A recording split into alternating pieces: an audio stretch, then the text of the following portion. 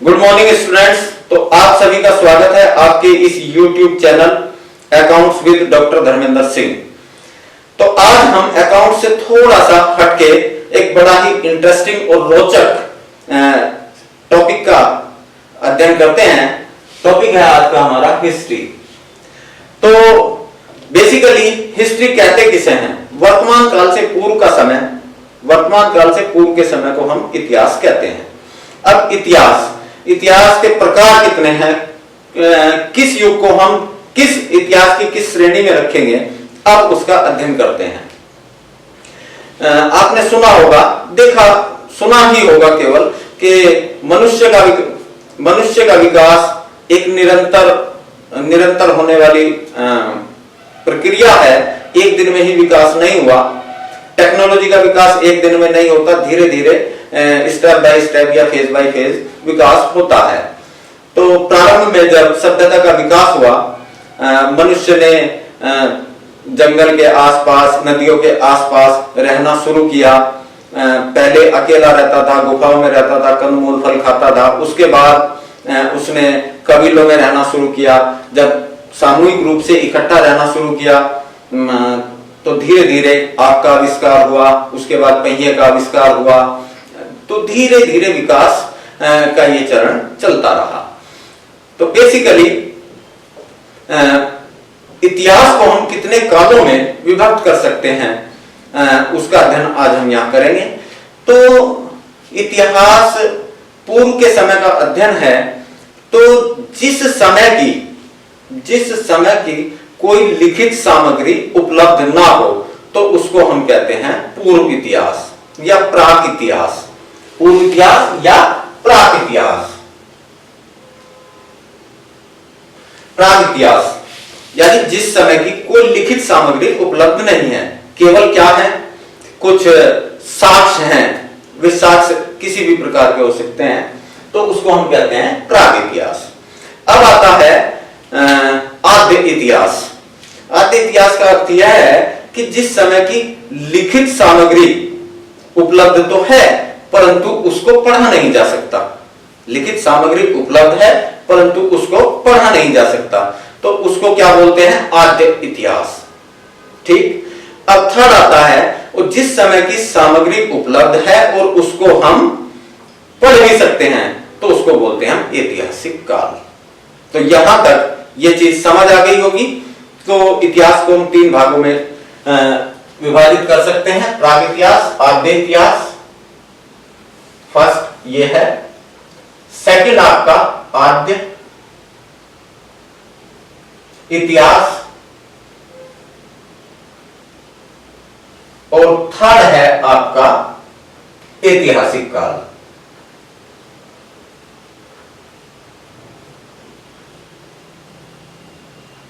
ऐतिहासिक काल यानी इस काल की सामग्री उपलब्ध है, लिखित सामग्री उपलब्ध है, उसको हम पढ़ भी सकते हैं, अध्ययन कर सकते हैं, और उसकी हम कंपैरेटिव स्टडी भी कर सकते हैं। तो ये हुआ इतिहास। अब इतिहास को जानने के साधन या स्रोत, इतिहास को जानने के कौन कौन से स्रोत हैं?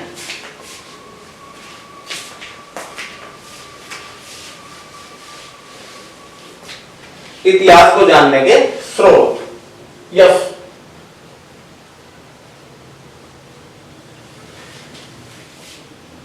नंबर 1 ताड़पत्र। एक वृक्ष होता है ताड़, उसकी छाल पर लिखा जाता है। तो वो एक साक्ष्य है, लिखित साक्ष्य है उस काल का। इतिहास को जानने का एक साधन है। ताड़ के पेड़ की छाल पर लिखा गया। तो एक ताड़पत्र, दूसरा होता है भोजपत्र।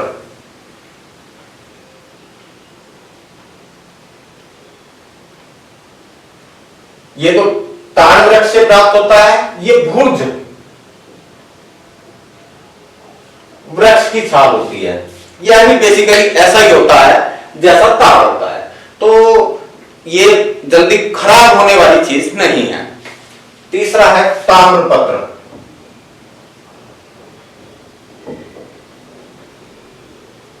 ताम्र बोलते हैं हम तांबे को।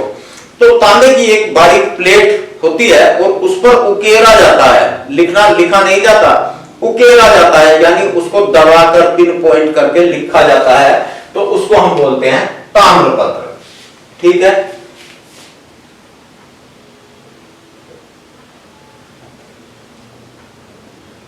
और पुरातात्विक स्रोत, एक पुरातात्विक स्रोत क्या होते हैं कि बहुत समय पहले कुछ चीज क्या हुआ, पृथ्वी में नीचे दब गई और समय के साथ उनके ऊपर लेयर चढ़ती चली गई, लेकिन जब खुदाई की गई तो वहां से कुछ साक्ष्य मिले, उससे भी हमें उस काल के इतिहास की जानकारी प्राप्त हो जाती है।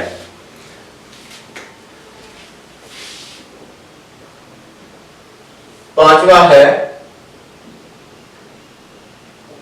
शिलालेख।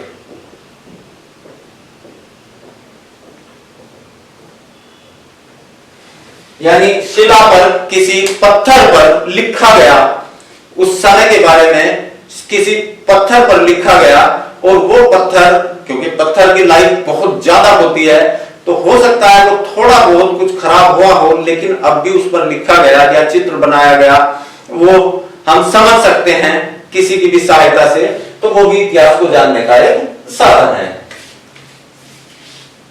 और छठा है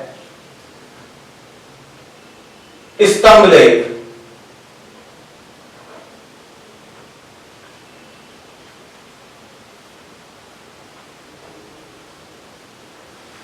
पत्थर के खंभों पर हम कुछ उस काल की जानकारी, किसने बनवाया, किस उपलक्ष्य में बनवाया, क्या कारण था बनवाने का, तो वो उस काल के विषय में उसकी जानकारी हमें स्तंभ लेख से भी मिल जाती है। तो बेसिकली हम इतिहास को जानने के लिए इन 6 चीजों की सहायता से, इन 6 से हम पता कर सकते हैं कि उस युग में मनुष्य की क्या स्थिति थी और किस प्रकार से सामाजिक व्यवस्था क्या थी, राजनीतिक व्यवस्था क्या थी, राजा किस प्रकार का शासन करता था, तो उस चीज की जानकारी हमें मिल जाती है। अब चलते हैं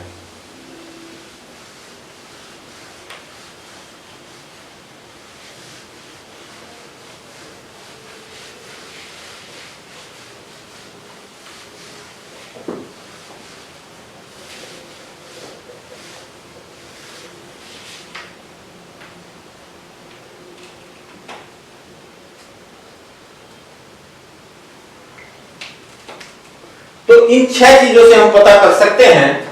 अब चलते हैं ये पुरातात्विक क्या होता है।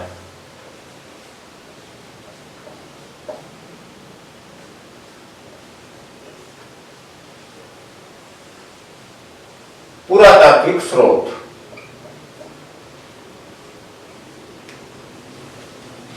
ठीक है। पुरातात्विक स्रोत यानी वही पृथ्वी के अंदर दबी हुई चीजों को बाहर निकालना, उसका एनालिसिस करना, और एनालिसिस करने के बाद उस समय की स्थिति को जानना क्या कहलाता है, पुरातात्विक अध्ययन या आर्कियोलॉजिकल एक डिपार्टमेंट है। और भारत में पुरातात्विक विज्ञान जो है, पुरातात्विक विज्ञान के जो जन्मदाता हैं वो हैं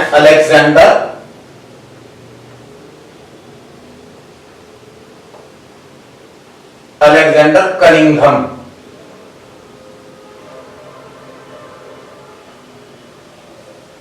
जन्मदाता हैं किसके, पुरातात्विक स्रोत के, या पुरातात्विक जितना भी आर्कियोलॉजिकल सर्वे होता है, खुदाई होती है, तो उसके हम भारत में जन्मदाता कौन है, एक अंग्रेज थे, अलेक्जेंडर कनिंघम। अब चलते हैं, दूसरा जो स्रोत है हमारा वो है साहित्यिक स्रोत।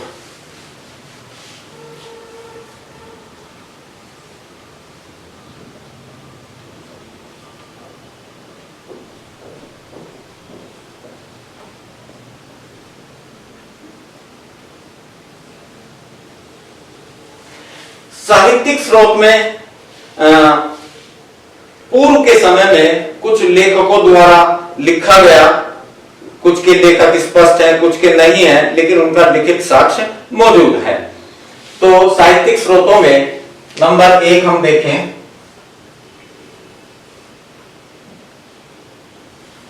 इससे भी पहले लीजिए वेद। इसके रचना किसने की थी अननोन है, लेकिन इसके वेद से हमें क्या पता लगता है, वैदिक काल।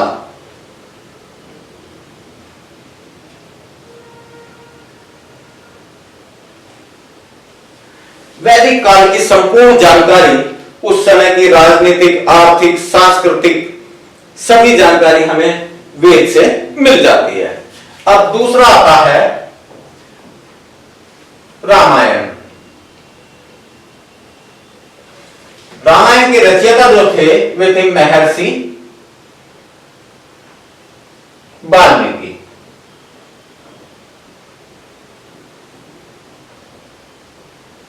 महर्षि वाल्मीकि ने रामायण की रचना की थी और रामायण कालीन समाज की सारी व्यवस्था का वर्णन हमें रामायण से मिल जाता है। तीसरा है आपका महाभारत।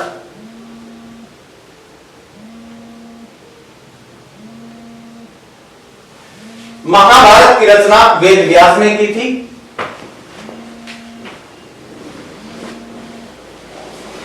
और उस समय की आर्थिक राजनीतिक व्यवस्था का वर्णन हमें महाभारत से मिल जाता है।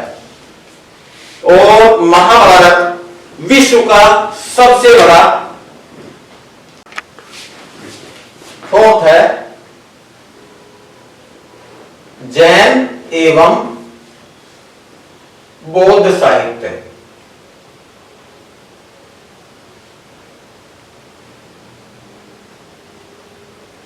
जैन एवं बौद्ध साहित्य से 6ठी शताब्दी ईसा पूर्व का हमें उस समय की आर्थिक स्थिति, सामाजिक स्थिति का ज्ञान हमें हो जाता है। अब आता है इसके बाद की भी कुछ और पुस्तकें हैं जिसका अध्ययन हम अभी करते हैं। इसको हम बोलते हैं, क्योंकि ये जितनी भी पुस्तकें यहां मैंने लिखी तो इनका कहीं ना कहीं ये धार्मिक थी, धार्मिक साहित्य था। अब आता है धर्मेतर साहित्य।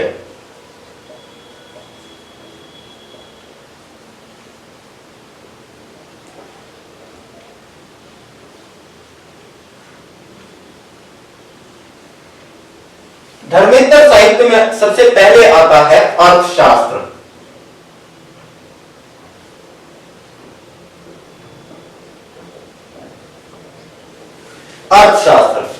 अर्थशास्त्र पुस्तक बेसिकली कब लिखी गई?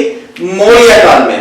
मौर्य काल चंद्रगुप्त मौर्य के समय में, और चंद्रगुप्त मौर्य के समय में शिक्षा का बहुत बड़ा केंद्र था मगध राज्य के पास ही पाटलिपुत्र।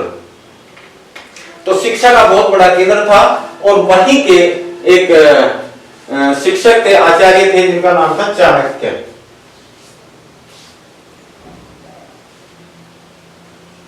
जिसको हम इतिहास में कौटिल्य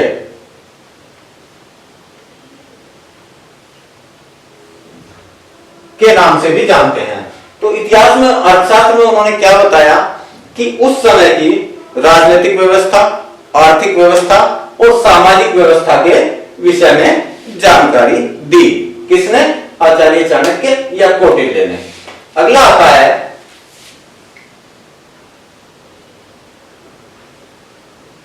इंडिका। इंडिका पुस्तक किसने लिखी? मेगास्थनीज ने।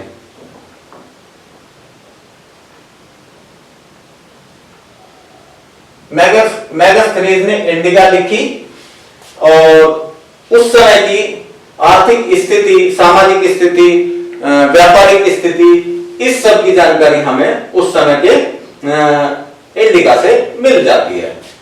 अब ये थे इतिहास को जानने के स्रोत और साधन। तो इतिहास के काल, किन किन कालों में हम उसको विभक्त कर सकते हैं, और स्रोत क्या है, जानने के साधन क्या हैं, इस पर हमने थोड़ी सी चर्चा की। अब इतिहास में हमने बार बार हम लोग देखते हैं तो इतिहास में तिथि का बड़ा महत्व है। इतिहास में तिथि या डेट, इसका बड़ा महत्व है। तो कई बार आपने देखा होगा, कहीं कहीं लिखा होता है एडी, कहीं लिखा होता है बीसी, ठीक। तो अब इसके बारे में ईसवी या ईसा पूर्व, क्या ईसवी या ईसा पूर्व, ठीक है। तो ईसवी या ईसा पूर्व है क्या? तो ईसा मसीह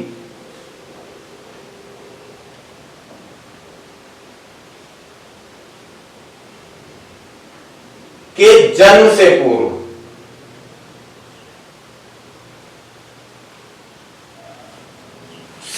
का जो समय है उसको हम ईसा पूर्व कहते हैं।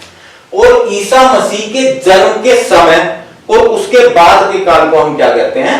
ईसवी, ठीक, ईसवी। और एडी जो है, एडो डामिनी,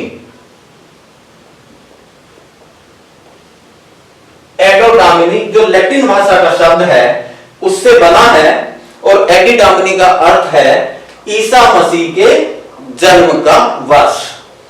तो सीधी सी बात है कि ईसा मसीह के जन्म से पूर्व की तिथि को हम क्या कहते हैं? एडी। और ईसा मसीह के जन्म के बाद वाले समय को हम क्या कहते हैं? ईसवी। और ईसा मसीह के जन्म से पूर्व के काल को हम क्या कहते हैं? बीसी या ईसा पूर्व, जो कि लैटिन भाषा का एक शब्द है एडोडामिनी, इससे बना है। तो इतिहास के विषय में एक छोटी सी संक्षिप्त सी आज हमने चर्चा की। ये वीडियो आपको रोचक लगा होगा, और यदि ये आपको अच्छा लगा तो चैनल को लाइक, सब्सक्राइब और दोस्तों के साथ शेयर कीजिए। ओके, थैंक यू, मिलते हैं नेक्स्ट वीडियो में।